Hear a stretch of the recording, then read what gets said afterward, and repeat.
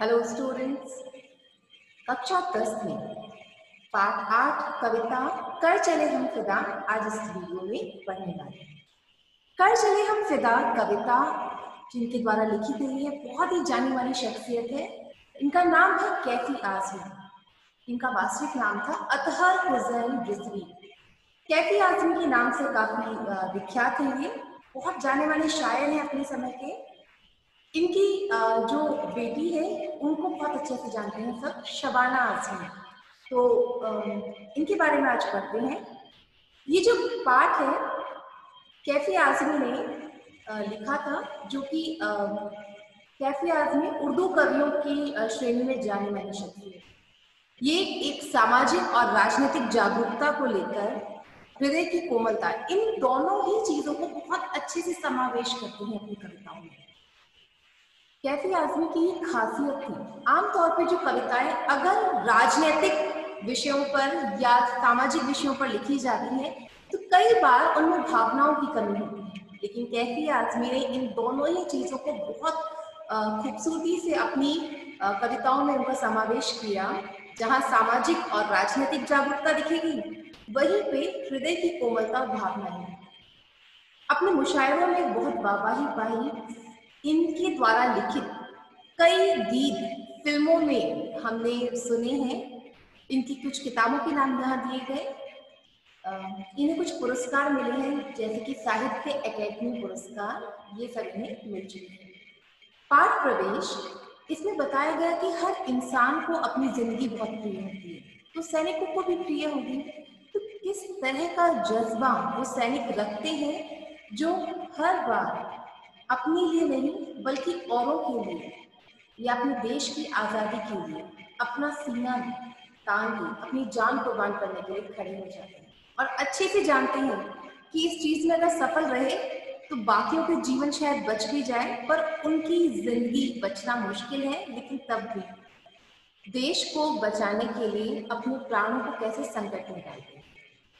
यहाँ पे इस पाठ में ये एक ऐतिहासिक पृष्ठभूमि पर बना है। ये हिंदी फिल्म हकीकत में के लिए लिखा गया एक गीत था।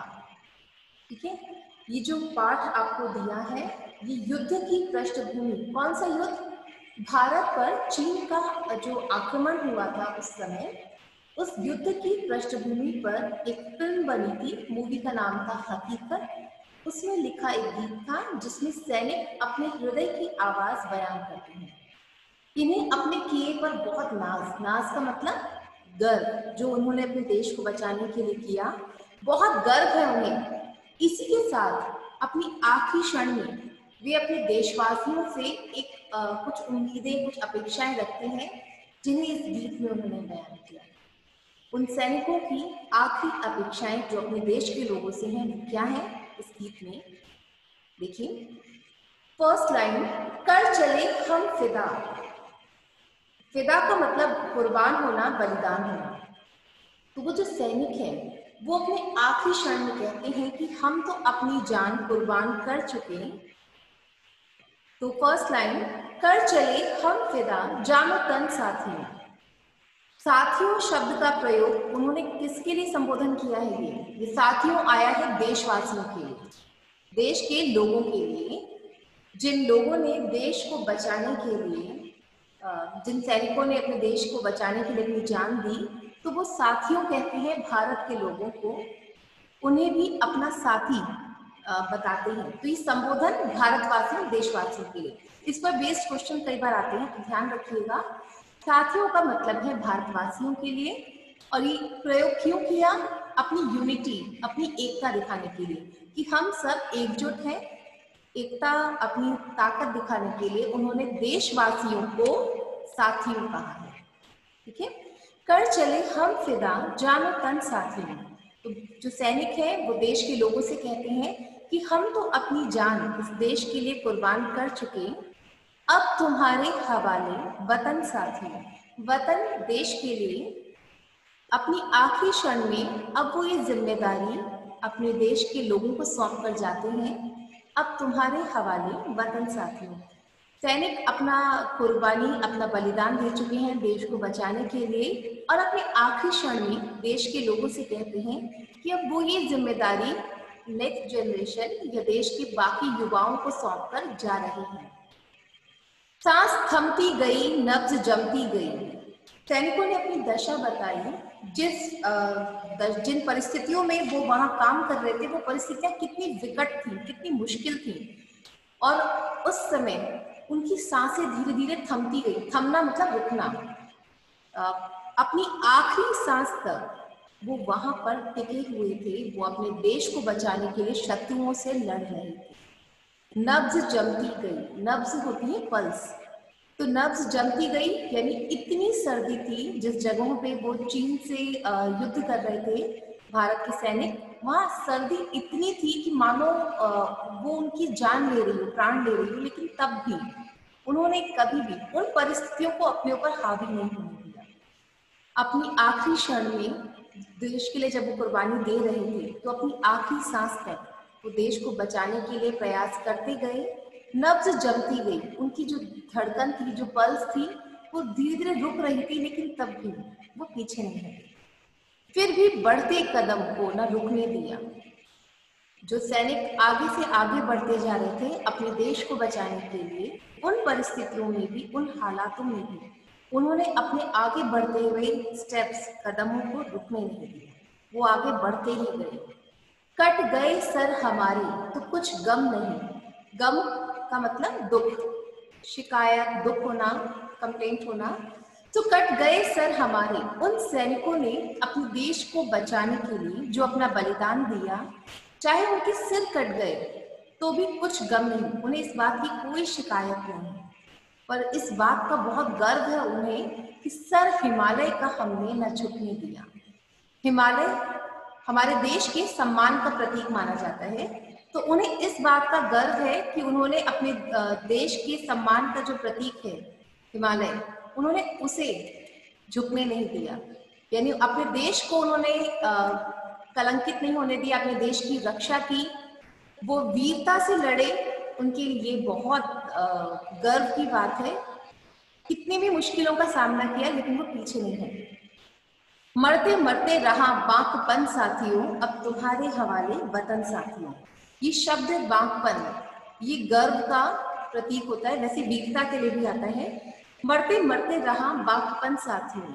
साथियों सेम वही वर्ड देशवासियों को संबोधन है कि उन्हें अपनी आखिरी सांस मरते समय भी यही उनको गर्व था अपने किए पर, जो देश को बचाने के लिए उन्होंने किया।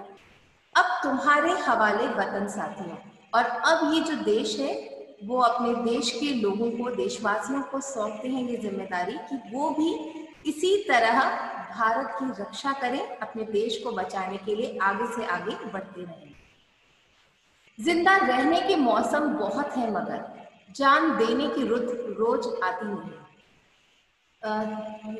जिंदा रहने यानी जीवित रहने के मौसम यानी मौके, अवसर, ठीक है। जीवित रहने के अवसर तो बहुत है मगर जान देने की रुत, रुत का मतलब मौका।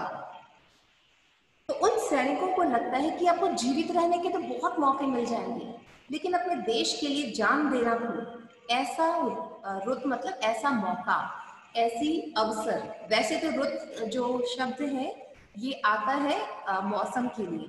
ये सब उर्दू शब्द हैं क्योंकि जो पूरी कविता है उर्दू निश्चित खड़ी बोली में लिखी गई है। तो यहाँ पे ये जो रुत है वैसे मौसम के लिए आता है, पर यहाँ पे अवसर मौके के लिए आया है। जान देने की रुत रोज आती नहीं। आपको जीवित रहने के मौके तो बहुत मिल जाएंगे, लेकिन देश के लिए अपनी जान देने का मौका, ये अवसर हर बार और हर एक को नहीं मिलता। हुस्न और इश्क दोनों को रुस्वा करे वो जवानी जो खून में नहाती है। ये जो शब्द है खून, ये खून के लिए है, बलिदान के संदर्भ में। हुस्न मतलब सुंदरता, इश्क का मतलब प्रेम, रुस्वा का मतलब अनदेखा करना, नाराज करना। वैसे ये बदनाम करने के लिए भी आता है। ये सैनिकों के लिए कहा गया कि एक सैनिक के जीवन की सार्थकता वो तब समझता है जब वो अपने देश के लिए अपनी जान देता है। इसको वापस देख लीजिए। जीवित रहने के मौके तो एक सैनिक मानता है कि हर एक को मिलते हैं, लेकिन अपने देश पर जान देने का मौका ये हर एक के नसीब में नहीं, ये हर एक को मौका नहीं मिलता। तो वो सैनिक अपनी जीवन को सार्थक मानता है कि जब उसे अपने देश के लिए बलिदान होने का मौका मिलता है। हुस्न और इश्क दोनों को रुस्वा करें। अपने सैनिक के जीवन में जो प्राथमिकताएं हैं, वो किसी भी और चीज को अपने जीवन में इतनी अहमियत नहीं देता। ना ही सुंदरता, ना ही प्रेम, इन सारी चीजों को अनदेखा करके वो सिर्फ यानी उनकी किसी भी और जगह उनका ध्यान डाइवर्ट नहीं होता। वो जवानी जो खून में नहाती है, जवानी मतलब एक सैनिक के जीवन की सार्थकता। उसको लगता है कि उसका यौवन, उसका सैनिक के रूप में उसका जीवन तब सार्थक है जब वो खून में नहाती, मतलब खून में नहाने का मतलब अपने देश के लिए अपना खून की आखिरी बूंद तक बहा देना, बलिदान का एक प्रतीक है ये। उस सैनिक को लगता है कि उसके जीवन की सार्थकता तब है जब वो अपने देश के लिए अपनी जान कुर्बान कर दे। आज धरती बनी है दुल्हन साथियों। इस लाइन का मतलब समझ लीजिए। जो भारत माँ है वो इन देशभक्त सैनिकों के बलिदान स्वरूप जो खून बहा, उससे वो हर जगह खून से लाल हो चुकी है। तो जिस तरह से एक दुल्हन का पोशाक, उसका वस्त्र लाल होता है, तो वो धरती भी मानो इन बलिदानी सैनिकों के रक्त से, इनके बलिदान से दुल्हन की तरह मानो सज चुकी है। अब तुम्हारे हवाले वतन साथी। यहाँ पे बलिदानी जो वीर सैनिक हैं, उनके बलिदान से जो धरती है वो दुल्हन की तरह मानो लाल रंग में सज चुकी है। और अब ये जिम्मेदारी ये सैनिक अपने देश के लोगों को सौंप कर जा रहे हैं। अभी भी उनकी एक इच्छा है, राह कुर्बानियों की ना वीरान हो। राह का मतलब होता है रास्ता। अब उन सैनिकों को आखिरी क्षणों में भी अपने परिवार या किसी और चीज का ध्यान नहीं आता। उन्हें लगता है कि उनके बाद भी, उनके इस दुनिया से चले जाने के बाद भी, वीर गति को पाने के बाद भी, ये जो कुर्बानियों की जो रास्ता है वो वीरान यानी सुनसान ना हो। देश के युवाओं को वो संदेश देते हैं कि इस बलिदान के पथ को कभी सुनसान मत होने देना, खाली मत होने देना, वीरान मत होने देना। तुम नए से नए काफिले सजाते रहना, यानी आगे से आगे अपने देश के लिए कुछ कर गुजरने के लिए तुम अपनी तरफ से कंट्रीब्यूशन जरूर देना, आगे जरूर बढ़ना। तो वो सैनिक की इच्छा है, राह कुर्बानियों की ना वीरान हो। देश पर कुर्बान होना, बलिदान देने की जो लोगों को जाने का जो रास्ता है, कभी वीरान सुनसान ना हो। तुम सजाते ही रहना नए काफिले। काफिले यहाँ पे भीड़ के लिए होता है, जो ग्रुप बना के पूरी भीड़ जाती है। तो वो देश के लोगों से कहते हैं कि तुम इस रास्ते को नए से नए काफिलों से सजाते रहना। फतेह का जश्न इस जश्न के बाद है। फतेह का मतलब जीत का। जो जीत का जश्न है वो इस जश्न के बाद है। ये इस जश्न शब्द का मतलब ये प्रतीकात्मक रूप में यूज किया है, क्योंकि सैनिकों को साफ नजर आ रहा है कि वो आखिरी सांसें ले रहे हैं। इन आखिरी सांसों के बाद हो सकता है कि वो जीवित ना रहे। तो इस वीर गति को इस जश्न के रूप में यहाँ को सेलिब्रेट कर रहे हैं। जिस समय वो वीर गति को प्राप्त करेंगे तब उनका देश जीत का जश्न मना सके। क्लियर? जब सैनिक देश के लिए वीर गति को प्राप्त होंगे तो अपनी इस मौत को, इस वीर गति को वो जश्न के रूप में, तो तब उनके देश को जीत का जश्न, फतेह का जश्न देखने को मिलेगा। तो फतेह का जश्न इस जश्न के बाद है, जिंदगी मौत से मिल रही है गले। ये लाइन आई थिंक इजीली समझ में आई होगी। आखिरी सांसें लेते हैं वो जब सैनिक घायल हैं, उस समय उन्हें देश के लोगों को उन्होंने संबोधन किया, अपने दिल की बात कही कि वो तो जा रही है इस दुनिया से, लेकिन तब भी देश के लोग आगे से आगे अपने देश को बचाने के लिए कुर्बानियों का जो रास्ता है उसमें नए से नए काफिले, युवाओं की नई से नई भीड़ वहां मौजूद रहे। और इस वजह से रहे कि जब देश को बचाने के लिए सैनिक वीर गति को प्राप्त करेंगे तो उनके देश को फतेह, जीत का जश्न देखने को मिल सकेगा। जिंदगी मौत से मिल रही है गले। सैनिकों के आखिरी क्षण हैं, उन्हें साफ नजर आ रहा है उनकी जिंदगी समाप्त हो रही है, तो वो इस चीज को भी प्रेम से गले लगाकर मतलब एक्सेप्ट कर रहे हैं, स्वीकार कर रहे हैं। बांध लो अपने सर से कफन साथियों, अब तुम्हारे हवाले वतन साथियों। उन्होंने बांध लो सिर से कफन, ये एक मुहावरा है, सिर पे कफन बांधना। तो जो मुहावरे हैं वो चैप्टर पर बेस्ड हो सकते हैं। सिर पे कफन बांधने का मतलब बलिदान के लिए तैयार रहना। तो वो देश के युवाओं को, देश के लोगों से कहते हैं कि आप भी अपने सिर पे कफन बांध लो, यानी बलिदान के लिए तैयार रहो, तत्पर रहो। अब तुम्हारे हवाले वतन साथियों, और अब इस देश की जिम्मेदारी देश के बाकी लोगों पर सौंप रहे हैं वो सैनिक। ये प्रतीकात्मक रूप में आगे यूज किया है। नेक्स्ट पैराग्राफ, खींच दो अपने खून से जमीन पर लकीर। अब ये कौन सी इंसिडेंट से है? एक रामायण में एक इंसिडेंट था, पहले वो इंसिडेंट समझा रही फिर इजीली समझ में आ जाएगा ये। रामायण में एक जगह पे जब श्री राम जाते हैं एक मृग का पीछा करने के लिए, और लक्ष्मण को उनकी मदद के लिए, राम के लिए जाना होता है, तो सीता की सुरक्षा के लिए वो एक रेखा वहां पे बनाते हैं जिसे लक्ष्मण रेखा कहा गया। उसमें इतनी क्षमता थी कि कोई भी उस रेखा को पार करके सीता को नुकसान पहुंचाने नहीं आ सकता था। तो यहाँ पे उसी एक संदर्भ को यूज किया है कैफी आजमी ने। खींच दो अपने खून से जमीन पर लकीर। जमीन, जमीन के लिए धरती पर, ठीक है, और ये खून शब्द हमने पहले भी पढ़ा, ये खून के लिए। तो वो देश के युवाओं से कहते हैं, देश के लोगों से कहते हैं कि तुम अपने खून से जमीन पर, इस धरती पर एक ऐसी लकीर खींच दो, इस तरफ आने पाए न रावण कोई। रावण प्रतीकात्मक रूप में देश के शत्रुओं के लिए कहा गया। यहाँ पे अतहर हुसैन रिजवी, जिनका नाम कैफी आजमी है, उन्होंने कहा कि तुम यानी देश के युवा अपने खून से, अपने बलिदान से एक ऐसा एग्जाम्पल सेट करो कि देश पर या उसे नुकसान पहुंचाने की मंशा से कोई रावण, अब रावण एक प्रतीकात्मक रूप है, यानी कोई भी देश का शत्रु इस तरफ आने का, यानी भारत पर अपना जो आक्रमण करने का कोई साहस कर ना सके। तो देश के जो सैनिक हैं अपने बलिदान से ऐसा एग्जाम्पल सेट कर दें, इसे खून से जमीन पर लकीर खींचना कहा गया, ताकि उस उदाहरण से, उनके बलिदान, उनकी वीरता और शौर्य के उदाहरणों को देखकर इस तरफ यानी भारत पर हमला करने का कोई भी प्रयास कोई शत्रु कर ना सके। तोड़ दो हाथ अगर हाथ उठने लगे। हाथ तोड़ने का मतलब होता है किसी को जवाब देना, वैसे तो मुंह तोड़ जवाब देने के संदर्भ में ही प्रयोग किया जाता है। छू न पाए सीता का दामन कोई। सीता भारत माँ के लिए कहा गया, दामन सम्मान का प्रतीक माना गया, ठीक है। तो अगर भारत माँ के सम्मान पर कोई आंच आए तो देश के युवाओं से वो उम्मीद करते हैं सैनिक कि उस प्रयास करने वाले व्यक्ति को मुंह तोड़ जवाब दें। राम भी तुम ही लक्ष्मण साथियों। अब राम और लक्ष्मण उसी प्रतीक, उसी इंसिडेंट से संदर्भ लिया है। ये दोनों ही धीरता और वीरता के प्रतीक माने गए।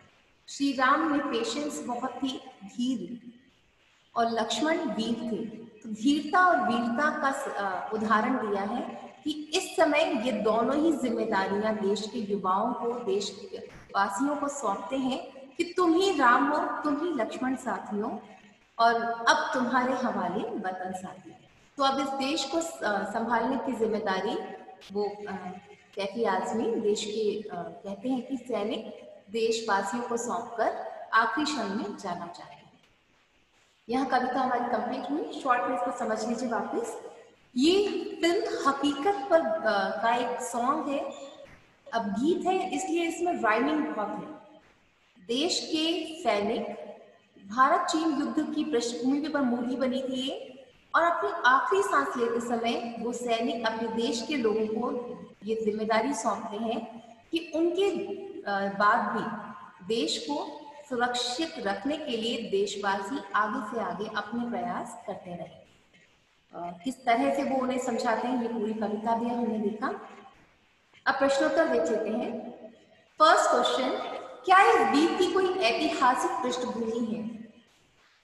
कौन सी ऐतिहासिक पृष्ठभूमि, उसके बारे में पूछा गया है। तो ध्यान रखिए, प्रश्न जिस तरह से किया गया है, आंसर उसी तरह से स्टार्ट करेंगे। क्या से प्रश्न किया गया है, तो आंसर होगा पहला हाँ। हाँ, इस गीत की ऐतिहासिक पृष्ठभूमि है। कौन सा हिस्टोरिकल इंसिडेंट से रिलेटेड है ये? 1962, ठीक है। 1962 में भारत पर चीन ने हमला किया था, ठीक है। 1962 में भारत पर चीन ने जब हमला किया, उस घटना, उस युद्ध के संदर्भ पर एक फिल्म बनी थी। फिल्म का नाम था हकीकत। उस ऐतिहासिक पृष्ठभूमि का ये गीत वहां से लिया गया है, ठीक है। सेकंड क्वेश्चन है, सिर हिमालय का हमने न झुकने दिया। इस पंक्ति में हिमालय किस बात का प्रतीक है? जो हिमालय है हमारे देश के सम्मान का, गर्व का प्रतीक है। तो इसका पंक्ति में सिर हिमालय का हमने न झुकने दिया, इस पंक्ति में हिमालय हमारे भारत के सम्मान का प्रतीक है। इस गीत से थर्ड क्वेश्चन, इस गीत में धरती को दुल्हन क्यों कहा गया है? इसका आंसर है, जब देश के जो सैनिक हैं वीर गति को प्राप्त होते हैं और अपनी भारत माँ को बचाने के लिए अपने खून का आखिरी कतरा भी कुर्बान करते हैं, उन सैनिकों के खून से जमीन, धरती माँ मानो लाल हो चुकी है। और उस वीर गति, उस बलिदान से धरती का जो ऊपर का स्वरूप है वो लाल है, जो कि दुल्हन के लाल पोशाक के समान माना गया। इसलिए धरती माँ को दुल्हन की तरह सजा हुआ कहा गया है। क्वेश्चन 4, गीत में ऐसी क्या बात होती है कि वे जीवन भर याद रह जाते हैं? इस आंसर को आप पॉइंट्स में लिखिएगा। गीत में ऐसी क्या बात होती है? सबसे पहले जो गीत होते हैं वो ज्यादा प्रभावशाली होते हैं, ये फर्स्ट पॉइंट। सेकंड, गीत मार्मिक होते हैं, यानी कि दिल को छूने वाले होते हैं। तो गीतों की दूसरी खासियत, गीतों की मार्मिकता, दिल को छू लेना। नेक्स्ट है थर्ड पॉइंट, गीतों का एक सजीव और एक अमिट प्रभाव होता है। आप अगर एक नॉर्मल बात सुनते हैं तो हो सकता है जल्दी भूल जाए, लेकिन अगर आप एक गीत सुनते हैं तो उसका एक इम्पैक्ट, उसका एक इफेक्ट आप पर हमेशा बना रहेगा। तो इसका नेक्स्ट पॉइंट है सजीव और अमिट प्रभाव। अगला पॉइंट, इस गीत में मीठे सुर हैं, यानी कि राइमिंग दी गई है। और नेक्स्ट पॉइंट, भावनाओं का समावेश किया गया। किस तरह से उन्होंने अपनी एक सैनिक की भावनाओं को, उसकी दिल की बात शब्दों के माध्यम से गीत के रूप में पिरोकर यहाँ प्रस्तुत की। नेक्स्ट पॉइंट है लय और ताल। लय और ताल का मतलब, जब किसी चीज की राइमिंग होती है, तुकबंदी होती है, तो वहां पे एक उस चीज को आप गीत के रूप में गा सकते हैं। गीतों की खासियत उनका लय व ताल में बंधा होना। नेक्स्ट है जीवन से जुड़े होना, क्योंकि वो जीवन से जुड़े हैं, हम लोगों की जिंदगी से जुड़े हैं, इसलिए आप उन्हें जीवन भर याद रख सकते हैं। तो ये आंसर 4 था। गीत की ये खासियतें शॉर्ट में वापस बता रही हूँ और आप एंड में लिखिएगा, इन खासियत, इन विशेषताओं के कारण गीत जीवन भर याद रह जाते हैं। कौन से पॉइंट्स लिखेंगे? प्रभावशाली होना, मार्मिक होना, सजीव व अमिट प्रभाव, मीठे सुर, भावनाओं से बंधे, लय और तालबद्ध होने के कारण जीवन से जुड़े गीत हमें जीवन भर याद रह जाते हैं। ठीक है। नेक्स्ट क्वेश्चन नंबर 5, कवि ने साथियों संबोधन का प्रयोग किसके लिए किया है? ये हमने कविता की शुरुआत में ही देख लिया था। कवि अतहर हुसैन रिजवी, जिनका नाम है कैफी आजमी। क्वेश्चन किसी भी टर्म को लेके आए, अतहर हुसैन रिजवी या कैफी आजमी, इन्हीं कवि के लिए कहा गया है। ठीक है। कवि ने साथियों का संबोधन देशवासियों के लिए किया और मकसद क्या था, क्यों कहा गया उन्हें साथियों? ये मैंने आपको शुरुआत में बताया था इस कविता के, ताकि देश के लोगों से अपनी यूनिटी, अपनी एकता बता रहे हैं। एकता बताने से क्या होगा, हम ये प्रूव करेंगे कि हम सब एक टीम है, हम सब एक साथी मतलब एकता है, और इस मजबूत रिश्ते से हमारे देश का विकास, उसकी समृद्धि आगे बढ़ सकेगी। जब तक हम सब मतलब यूनाइट रहेंगे, जुड़कर रहेंगे, आपस में नफरत ना हो, लोग जुड़े रहें, इसलिए देशवासियों के लिए साथियों संबोधन का प्रयोग किया गया। ठीक है, अगर ये क्वेश्चन वन वर्ड में आता है तो आपको सिर्फ आंसर लिखना है, कवि ने साथियों का संबोधन देशवासियों के लिए किया। और अगर ये उससे ज्यादा वन वर्ड से ज्यादा आपको कुछ लिखना है तो आप ये जरूर लिखिएगा, इस साथियों संबोधन का प्रयोग करने का मकसद क्या था, देश के लोगों से अपना जुड़ाव, अपना संबंध बताना, ताकि उनसे एकता या अपने जो एकता की शक्ति वो वहां पर प्रकट कर सके। नेक्स्ट है क्वेश्चन नंबर 6, कवि ने इस कविता में किस काफिले को आगे बढ़ाने की बात की है। हमने यहाँ पे कविता में देखा था कि कवि कैफी आजमी ने कहा कि बलिदान होने के लिए जो नए से नए काफिले, जो यात्रियों का जो समूह है, एक ग्रुप है जो जाता है, उसे काफिला कहते हैं। तो देश पर कुर्बान होने जाने वाले युवाओं का काफिला आगे से आगे बढ़ता रहे, यानी सैनिकों की इच्छा है उनके इस दुनिया से जाने के बाद भी देश के युवा देश के लिए कुर्बान होने के लिए नए से नए काफिले, नए से नए ग्रुप वहां पर सजाते रहें, देश को इन देशभक्तों की कमी कभी ना महसूस हो। इस गीत में नेक्स्ट क्वेश्चन, क्वेश्चन नंबर 7, इस गीत में सिर पर कफन बांधना किस ओर संकेत करता है। इस गीत में हमने ये वर्ड प्रयोग किया था, ये एक मुहावरा मैंने आपको बताया था, इसका संपूर्ण रूप से बलिदान करना। सिर पर कफन बांधना का मतलब बलिदान के लिए आप तत्पर हैं, तैयार हैं। और ये सैनिक ऐसा क्यों करते हैं कि वो हर क्षण देश पे कुर्बान होने के लिए तैयार हैं। नेक्स्ट क्वेश्चन नंबर 8, इस कविता का प्रतिपाद्य अपने शब्दों में लिखिए। कविता का मूल भाव इसमें मेंशन किया जाता है शॉर्ट में, समरी एक तरह से। तो इस कविता का प्रतिपाद्य है सैनिक के हृदय की आवाज, जिन्हें अपने द्वारा जो देश के लिए जो कार्य उन्होंने किया उस पर बहुत गर्व है, बहुत नाज है उन्हें। उन्हें लगता है कि उनके संसार से चले जाने के बाद भी देश के जो युवा हैं देश के लिए अपनी जान दें और इसी तरह से अपने देश की शान, अपने गर्व, सम्मान को वो देश को बनाए रखें। तो ये क्वेश्चन आंसर्स थे। कुछ भाव स्पष्ट करो कि यहाँ पंक्तियां दी गई हैं, शॉर्ट में से भी देख लेते हैं।